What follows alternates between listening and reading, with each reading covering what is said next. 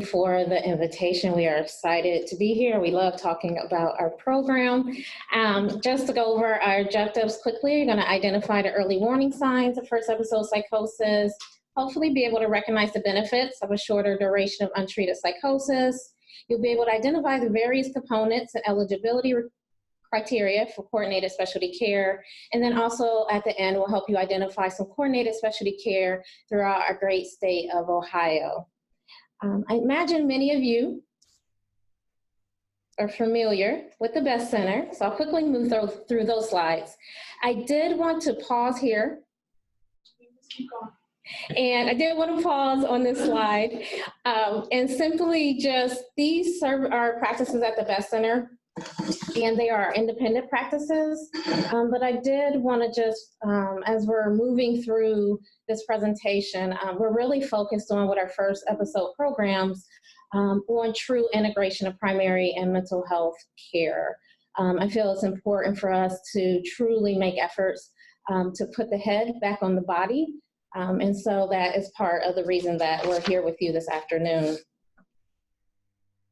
So in regards to, before we move any further, I did want to ask you, what are some of your initial thoughts when you hear the word psychosis?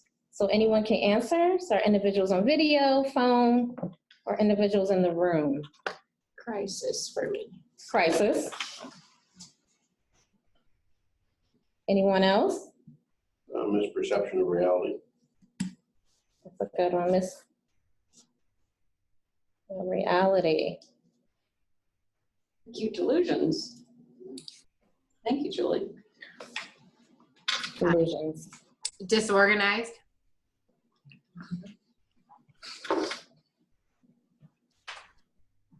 I'll jump in. It's my favorite group of patients to ever work with. Not when I first got out of grad school, but then it became them over time. So when you hear psychosis, you think of your favorite group of individuals to work with. Yeah, I can picture people that I've worked with, and they were a lot of fun. Good folks. That's pretty cool. I will say also, I have a background in outpatient mental health. I've spent about 11 years working with individuals that have a diagnosis of severe and persistent mental illness. And oftentimes misunderstood, but I agree, some pretty awesome individuals. So we're specifically here to talk about first episode psychosis. Oftentimes it begins when a person is in their late teens to mid-20s, and about 3% of the population will experience psychosis at some time in their lives. And so for some individuals, it's hard for them to actually put that in perspective. But in May, we were actually at a conference that had many higher ed individuals. So they were administrators, faculty, counseling individuals, and I could see their gears turning when they began thinking about all the students that had moved in and out of their offices, in and out of their classrooms.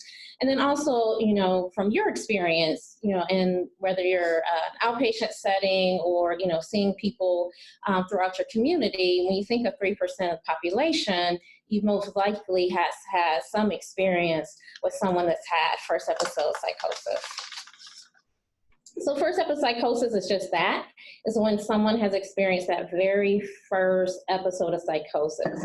And Nick is going to talk more about the eligibility requirements for our program, but typically we're looking at that 18 months. So someone that has experienced psychosis within 18 months. The word psychosis is used, and I think some of you had talked about this, conditions that affect the mind where there has been some change in perception of reality.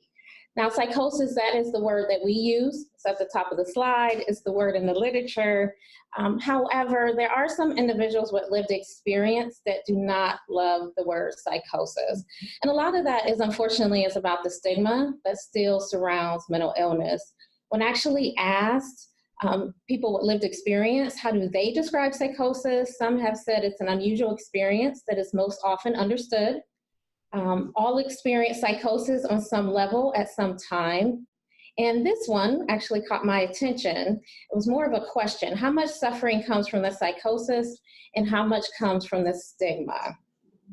So from my experience, individuals might not ever buy into the word of psychosis, and I found what is helpful is just more about how we explain it, and then ultimately focusing on, within our program, ultimately what are those individuals' goals. Also in regards to first episode psychosis, something that can be unique is that people don't oftentimes have a frame of reference for psychosis. So for example, if I fall and break my arm, I have some understanding of what that means to fall and break an arm. So individuals are going through this first episode, and then also they don't have a frame of reference, which again can be very scary. And that's again where oftentimes people are not able to access treatment or simply don't know the resources available. So briefly, just want to talk about a few signs or symptoms in regards to early psychosis.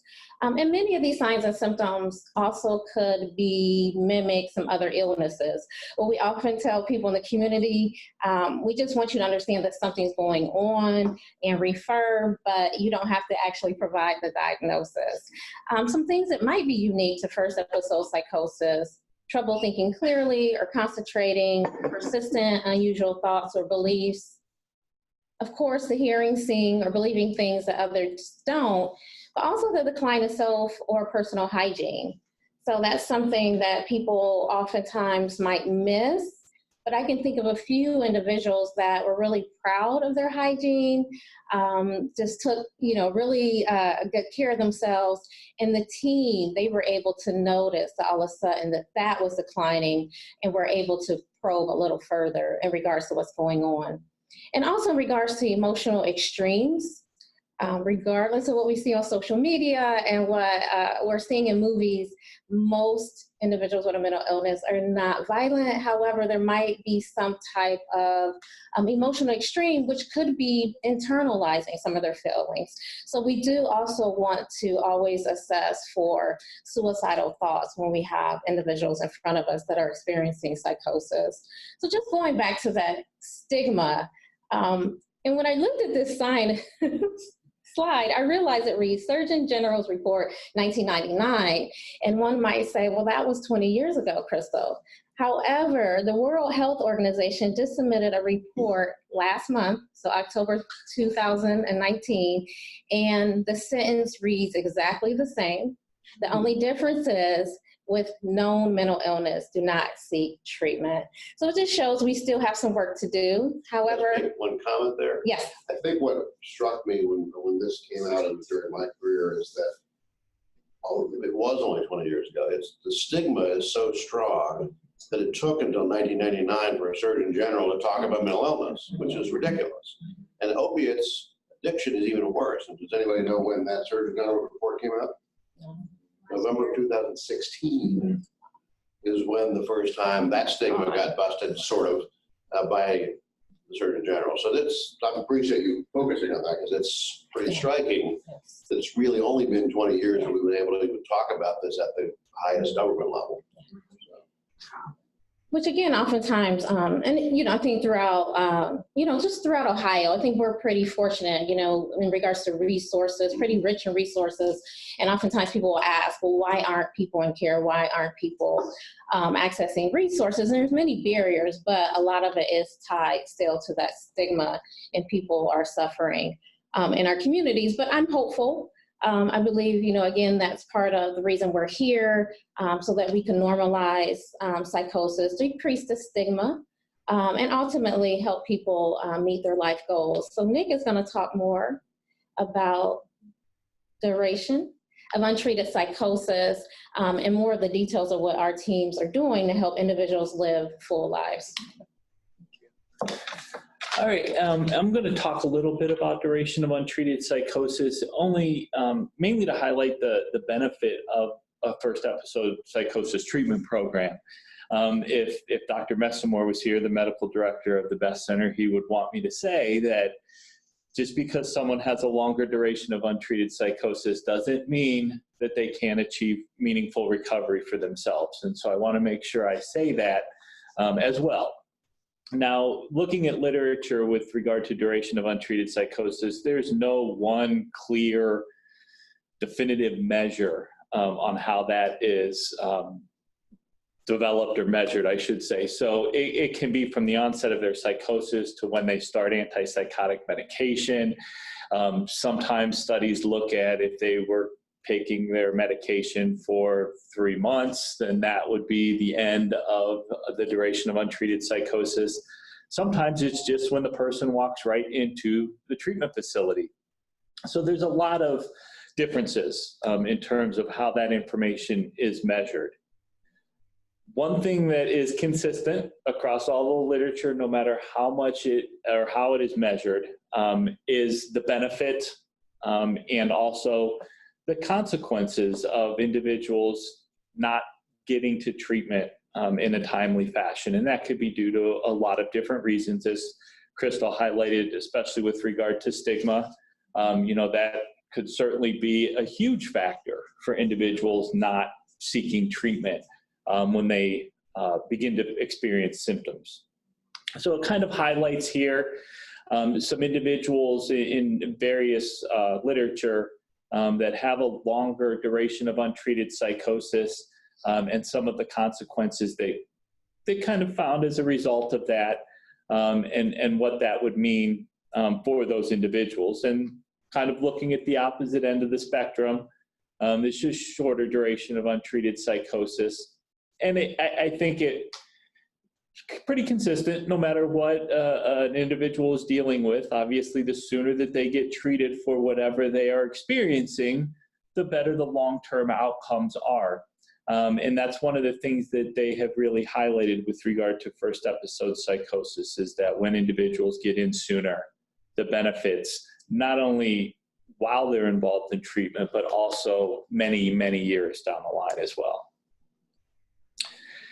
So I'm going to talk a little bit about our coordinated specialty care for first episode psychosis program here at the Best Center at Neomed. We call it FIRST. If any of you have ever heard of a FIRST in your community, that is our coordinated specialty care program. For our program, we're looking for individuals that are between the ages of 15 and 40 and have been diagnosed with a schizophrenia spectrum diagnosis. As Crystal mentioned, in Ohio, there are other first episode psychosis treatment programs. They may accept or enroll individuals with other diagnoses. For our program specifically, we look at schizophrenia spectrum diagnoses. Individuals experiencing no more than 18 months of psychosis, and this is whether they're involved in treatment or not. We would want them to be enrolled in the program. And be willing to consent to participate in at least 2 of the treatment modalities that I'm going to talk about right now. So all of our teams have kind of 5 core individuals that kind of make up the team, and then there's some additional team members that serve very important roles on teams as well. So every team consists of a psychiatrist or a nurse practitioner. There's a team leader that often is the individual that's responsible for providing family psychoeducation. Individual resiliency training clinicians, these are our individual therapists, our individual counselors. We have a very important role on our team of supported employment and education specialists. Within FIRST, we place a big emphasis on work in school, wanting individuals to work towards those goals, especially if they have an interest or a desire to do that.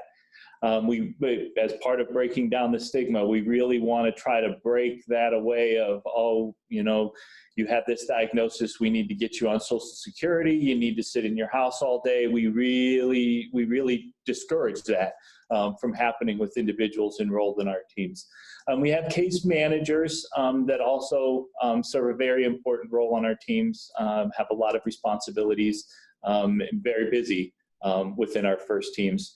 And then 2 roles that are relatively newer within our teams is nursing or RNs provide a great resource for the psychiatrists on the team and for the clients that are working with them as well. A lot of information that they're able to share.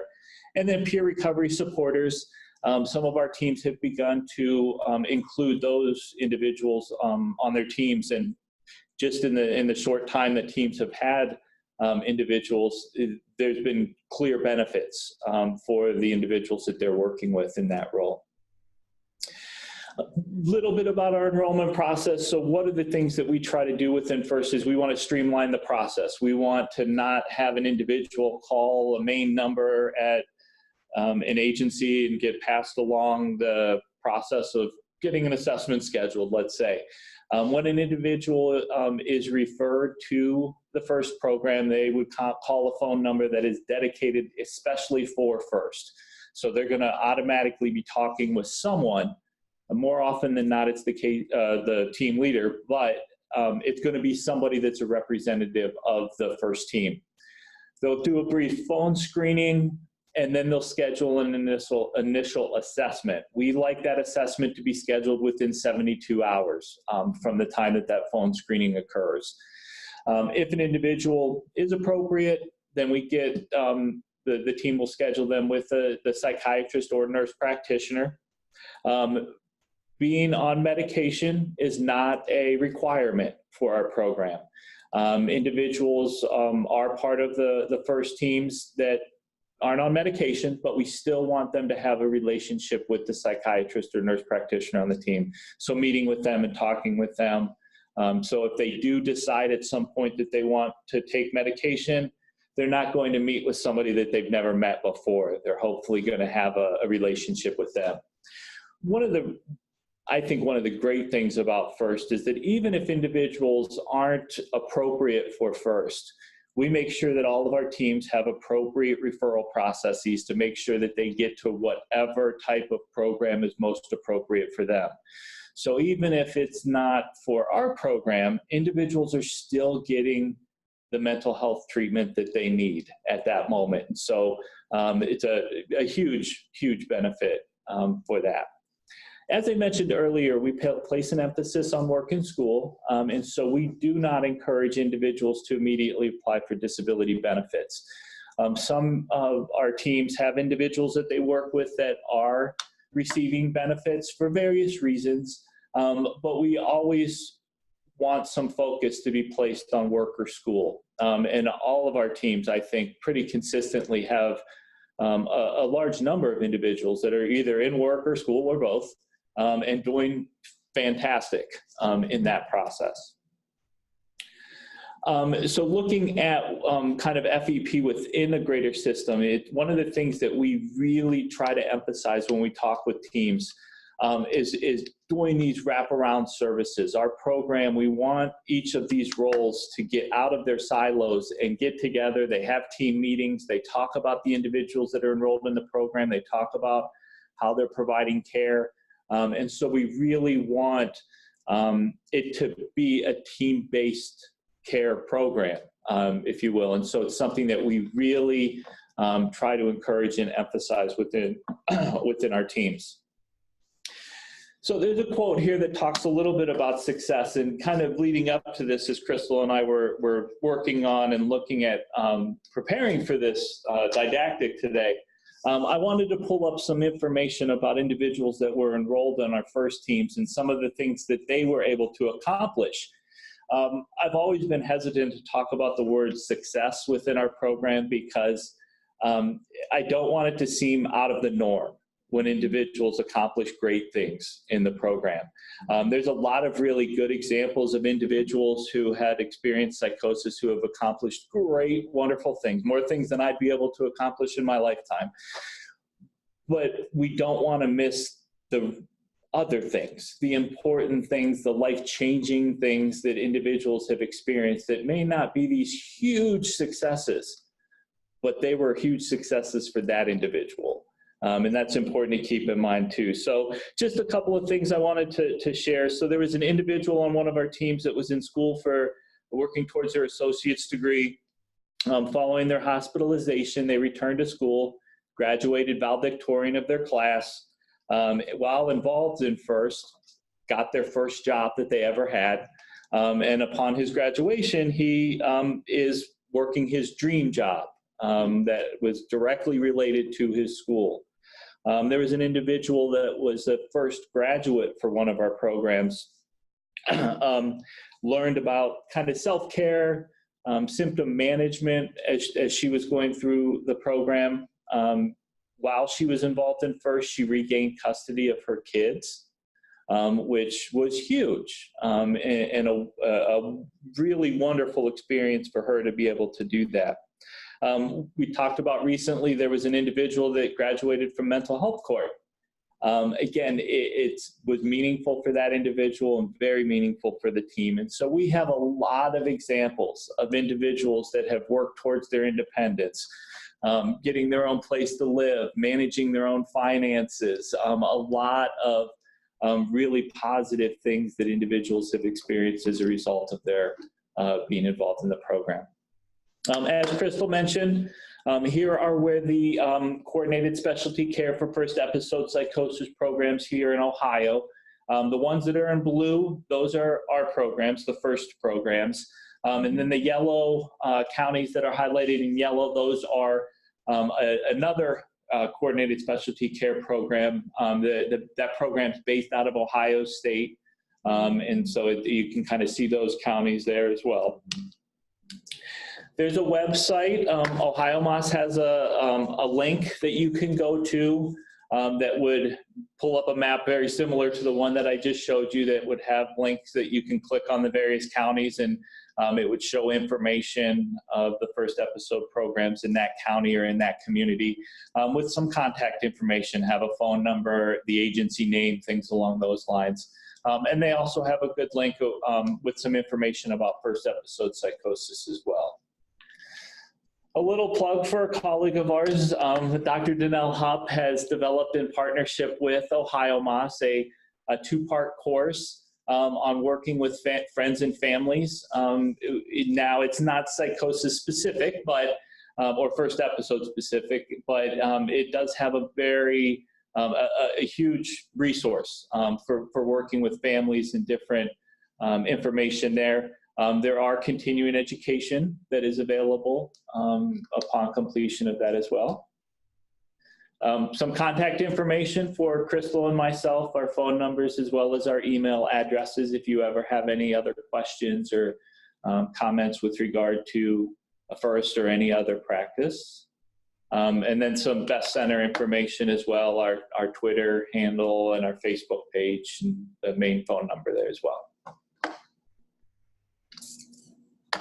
Thank you.